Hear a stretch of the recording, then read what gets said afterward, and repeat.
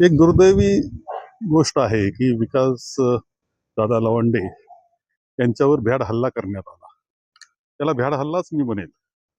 आणि विकास दादांचं सुद्धा अभिनंदन याच्याकरता करेल की त्यांनी अत्यंत धीरोदात्तपणे त्या प्रसंगाला सामोरं गेलेले आपल्याला दिसत आहेत. संत ज्ञानेश्वरांनी, संत तुकारामांनी, महात्मा फुलेंनी, सावित्रीबाई फुलेंनी आम्हाला धीरोदात्तपणे या विषयाला पुढे सामोरं जाण्यास शिकवलेलं आहे.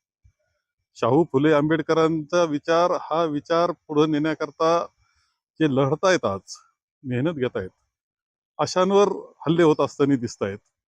प्रवीणदादा गायकवाडांवर हल्ला झाला, हनुमंत पवारांवर हल्ला झाला, आता विकासदादा लवंडेंवर हल्ला झाला.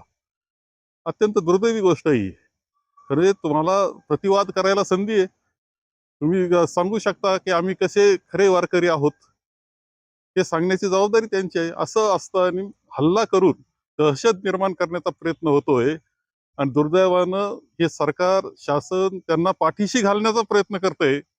हे खूप दुर्दैव. महाराष्ट्राच्या विचारधारेला धक्का देणाऱ्या ह्या गोष्टी घडतायत.